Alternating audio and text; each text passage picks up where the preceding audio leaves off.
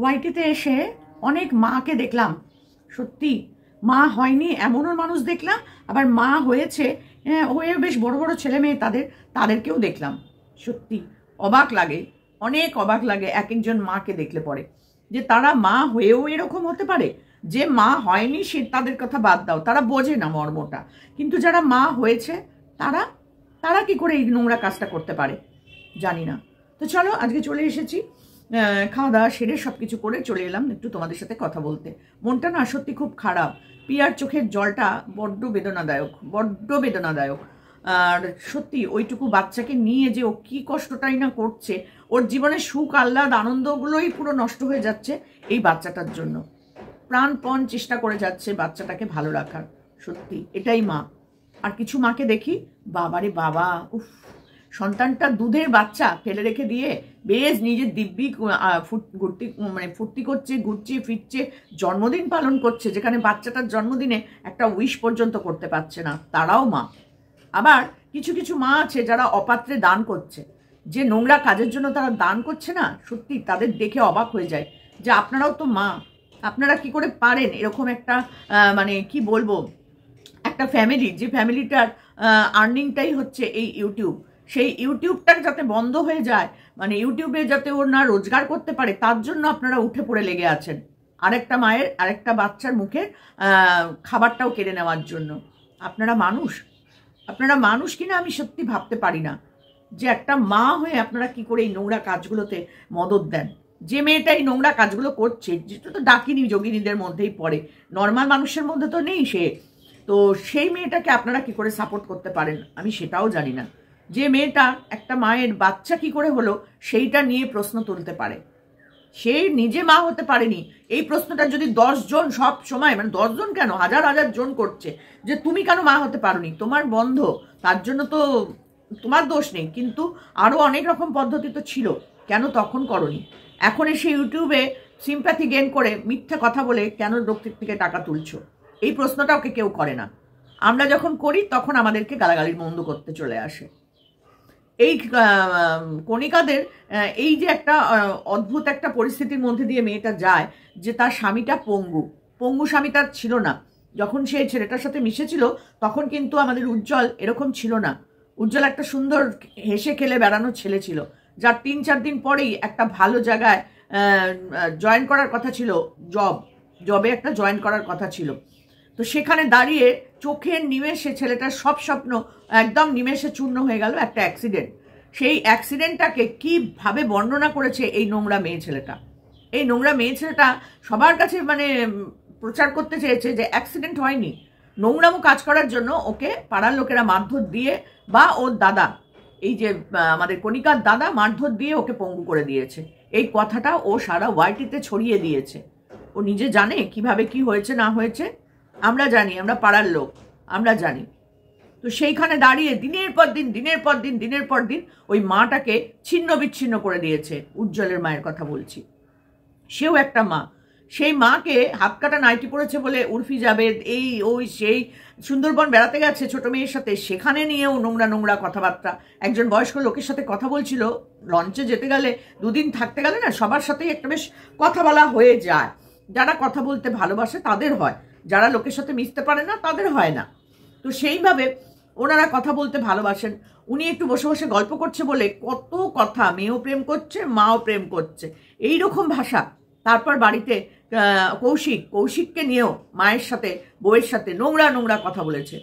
এই মহিলা একটা মহিলাই কিন্তু সেও, তার মনে হয়নি যে এই কথাগুলো যখন আমাকে ঘুরিয়ে এসে বলে তখন আমি সহ্য করতে পারি না, সে কিন্তু তখন সহ্য করতে পারে না, বসে পড়ে উল্টো পাল্টা বকতে, তাই না? আজকে এই মেয়ে ছেলেটার পাশে কেউ নেই, কেন নেই? তার এই বেইমানি করার জন্য। বহুত শয়তান মেয়ে ছেলে, বহুত বেইমান। তো সেই মেয়ে ছেলেটা প্রত্যেকটা বাচ্চাকে নিয়ে নোংরা কথা বলেছে। তার কমেন্ট বক্সে আজকে আমি দেখলাম একজন কমেন্ট করেছে যে প্রিয়ার চোখে জল নিয়ে দিদি তুমি কিছু বলো। কি বলবে ও কি বলবে? ওর ওই মানে কুমিরের কান্না, মানে ওর ওই ওই কুমিরের কান্নাটার মতনই ওর ভাবে কথাগুলো, ওর কথার কোনো গুরুত্ব নেই। ওর যে মায়ের মেয়ে কোল খালি করে দেওয়ার কথা বলে যে মেয়ে ছেলে, সে এসে ওই প্রিয়াকে একটু জ্ঞান দেবে, ওই জ্ঞানের কোনো মূল্য হয় না। একজনের বাচ্চাকে তার কোল থেকে ছিনিয়ে নিয়ে লরির তলায় পিষে যে মেয়ে ছেলে মেরে ফেলতে পারে, তার জ্ঞানের দরকার নেই পিয়ার, তার জ্ঞানের দরকার নেই পিয়ার। সত্যি আজকে আমি সমস্ত মায়েদের কাছে অনুরোধ করব, প্লিজ সবাই একটু আয়ুষের জন্য প্রে করো আর পিয়ার পাশে দাঁড়াও। যদিও পিয়া কাউকে এখনো পর্যন্ত হাত পাতেনি, তার গাড়ি বাড়ি সমস্ত কিছু বিক্রি করে দেবে বলছে, শুনে সত্যিই খারাপ লাগলো। কত কষ্ট করে বাড়িটা তৈরি করেছে, সেই বাড়িটা যখন বিক্রি করে দেবে বলছে না, তখন আমার মনটা একদম মানে কি বলবো, ভেঙে চুরমার হয়ে যাচ্ছে। যদিও তাদের খামার বাড়ি আছে, যে এইটা বিক্রি করে তারা হয়তো খামার বাড়িতে থাকতে পারবে, কিন্তু তবুও খুব কষ্ট করে করে কিন্তু পিয়া এই বাড়িটা তৈরি করেছে, অনেক স্বাদের বাড়ি তার। তো সেটাও আয়ুষের জন্য যখন দিয়ে দিতে হবে, এও মা। আর আরেকজন মাকেও দেখি, সত্যি অবাক লাগে সেই মাটাকে দেখলে, যে ওইটুকু একটা দুধের বাচ্চাকে কি করে ছেড়ে দিয়ে নিজের ফুর্তিতে নিজে ঘুরে বেড়াচ্ছে। জন্মদিনে কেক কাটার সময় তার মনে হলো না যে দুদিন আগে তো আমারও বাচ্চাটার জন্মদিন গেছে, আমি তো একটু কেক তার মুখে ছোঁয়াতে পারিনি, একটা আশীর্বাদ পর্যন্ত আমি করিনি। আমি কি মা? একবার তার মনে হয় না? প্রিয়াকে দেখে তার মনে হয় না যে প্রিয়া তার সন্তানের জন্য কত কিছু করতে পারছে? আর প্রিয়া কোনো সময় কোনো খারাপ ভিডিও করে, কন্ট্রোভার্সি ভিডিও করে নিজের ইনকাম করার চেষ্টা করে না, এটা তো আমরা সবাই দেখেছি। সে তার নিজের মানে যতটা সম্ভব, এই যে কিছুদিন আগে গানের অ্যালবাম ভিডিও করেছে, কি সুন্দর গান গেয়েছে, এত সুন্দর মেকআপ নিয়েছে, মানে চেনাই যাচ্ছে না যে এটা একটা গ্রামের মেয়ে আমাদের প্রিয়া। অদ্ভুত সুন্দর লাগছে, অদ্ভুত সুন্দর। চোখে যখন কি বলে কন্ট্যাক্ট লেন্সটা পড়ছে, তারপর যে চোখ দুটো দেখালো না, অপূর্ব লাগছে। একটা রুচি আছে মেয়েটার মধ্যে, একটা রুচি আছে। হয়তো গ্রামে থাকে, শহরের মেয়েদের মতো এত চালাক চতুর না হয়তো, মানে এত শিক্ষিত না হয়তো, কিন্তু এত সুন্দর রুচিবোধ সত্যি প্রিয়াকে দেখলে না মনটা জুড়িয়ে যায়, মনটা জুড়িয়ে যায়। যেমন হাতের কাজ পারে, তেমন পরিশ্রম করতে পারে, তেমন ও সংসারটাকে গুছিয়ে ধরে রাখতে পারে। সাথে ইউটিউব, অসুস্থ বাচ্চা, অবাক লাগে দেখলে যে কি করে এত পরিশ্রম প্রিয়া করতে পারে। প্রিয়ার ভিডিও দেখি, প্রত্যেক দিন প্রিয়ার ভিডিও দেখি, হয়তো সব দিন কমেন্ট করি না, কিন্তু দেখি যতটা সম্ভব ওর ভিডিও দেখার চেষ্টা করি। কিন্তু আরও কিছু বড় চ্যানেল আছে, ভাবলেই অবাক লাগে যে খুলবো, এর কি দেখবো, এ তো শুধু দেখাওয়া, সব দেখানোর জন্য। কোনোটাই তো মানে মেয়েকই একটা লাইফস্টাইল দেখি মনে হয়, দেখলে মনে হয় একটা মেয়েকই লাইফস্টাইল, শুধু ক্যামেরাতে দেখানোর জন্য, শো অফ করানোর জন্য চলে আসে, আর কিছু লাগে না মনে হয় না। অনেক বড় চ্যানেল, তার 3-4টে চ্যানেল। আমি আমাদের তো তোমাদের ওই যে টুনটুনির দিদিভাইদের কথা বলছি, হাইফাই দিদিভাই, কি আছে তার চ্যানেলের মধ্যে, কি আছে তার ভিডিওতে, যেটা ডেইলি লাইফস্টাইল দেখায়, সেটা তো মানে একদম জঘন্য লাগে দেখতে আমার। এই ঘর থেকে ওই ঘরে জিনিস নিয়ে যায়, ওই ঘর থেকে ওই ঘরে জিনিস আনে, একটু রান্না দেখায়, আর ঘরের মধ্যে যাবতীয় জিনিসপত্র দেখানো, লাইফস্টাইল দেখায়, বিশাল বড় লোক, বিশাল তার জিনিসপত্র, এই শুধু দেখায়। ওই দেখতে ভাল লাগে না, তার মধ্যে প্রাণ পাওয়া যায় না, প্রাণ পাওয়া যায় না। আর দেখো এই যে এইটুকুনি বাচ্চা নিয়ে প্রিয়া যেটা করে, তার মধ্যে কতটা ছোঁয়া থাকে ওর, সেটা আমরা যারা মা সত্যি করে তারা বুঝতে পারি, আর যারা নর্মাল ভালো দর্শক তারা বুঝতে পারে। এর মতন এরকম নোংরা অসভ্য মহিলার দর্শকদেরকে সত্যি করেই মনে হয় যেন মানে ওয়াইটি থেকে চলে যাক, দূর হয়ে যাক একদম, যে কোনোভাবে যদি এদেরকে দূর করে দেওয়া যায়। সত্যি বলছি, তো সবাইকে বলছি যে ওই মায়ের জন্য, ওই কণিকার চ্যানেলটা ধ্বংস করার জন্য এই যে মহিলা যে পাপ কাজটা করছে, এই যে মহিলা এরকম নোংরা জঘন্য মানসিকতার এই মহিলা, তাকে তোমরা দান করছো, একদম মুক্ত হস্তে দান করছো। তো পিয়ার পাশে একটু দাঁড়াও, মুক্ত হস্তে এখানে দান না করে না, একটু পিয়ার পাশে দাঁড়াও। পিয়ার কমেন্ট বক্সে গিয়ে লেখো যে পিয়া আমরা তোমার পাশে আছি।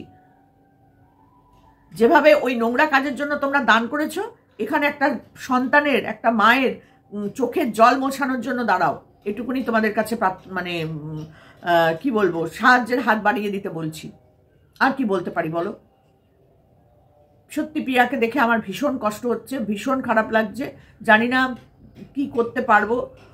যদি প্রিয়া একটু সবাইকে তার নাম্বারটা দেয়, যাতে সেখানে আমরা সবাই মিলে একটু আয়ুষের জন্য কিছু দিতে পারি, যাতে আয়ুষের চিকিৎসাটা ভালো করে হয়, তার মাথার উপর থেকে ছাদটা যেন না চলে যায়, সেটার জন্য আমরা সবাই কিন্তু পারি ইচ্ছা করলেই ওর পাশে দাঁড়াতে। নোংরা কাজের জন্য ডোনেশন, বাবারে বাবা, তো সেই ডোনেশনগুলো একটু ভালো কাজে লাগাও না। সন্তান তো নিজের ঘরেও আছে, তাই না? সন্তান তো সবার ঘরেই আছে, তো ভগবান ওপরে আছে, বিচার কিভাবে কার কখন করে না কিচ্ছু বলা যায় না। তো তো সেই জন্য একটু ভালো কাজে দান করো। তোমাদের তো প্রচুর আছে, যারা প্রচুর মুক্ত হস্তে দান করেছো নোংরা কাজের জন্য, নোংরাকে সাপোর্ট করার জন্য। তো এবার একটু ভালো কাজ করে পুণ্যটা অর্জন করে নাও, কারণ ওটা তো পাপ কাজ করেছো। এবার একটু পুণ্যটা অর্জন করার চেষ্টা করো। শুধু তোমাদের নয়, প্রত্যেকটা ভিউয়ার্সকেই অনুরোধ করব প্রিয়ার পাশে দাঁড়ানোর জন্য। আর প্রিয়া, তোমাকেও অনুরোধ করছি, তুমি কোনো লজ্জা, কোনো কষ্ট, কোনো দুঃখ নিয়ে চলো না। খারাপ লাগে, বাচ্চা আমাদেরও আছে, সেও আমাদের সন্তানের মতনই।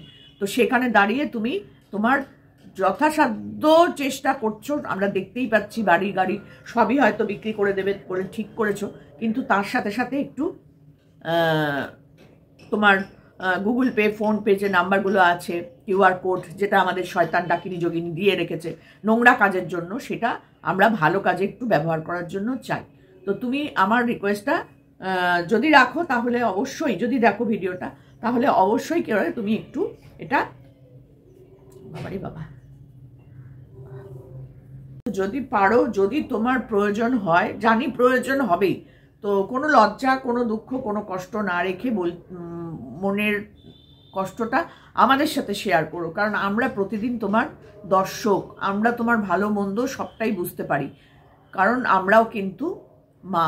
একটা সন্তানের কষ্ট, একটা সন্তানের দুঃখ আমরা বুঝতে পারি। যারা হয়নি তাদের কথা বাদ দাও, কিন্তু যারা হয়েছে তাদের মধ্যেও এরকম ডাকিনী মা আছে যারা বাচ্চার দিকে ফিরেও তাকায় না।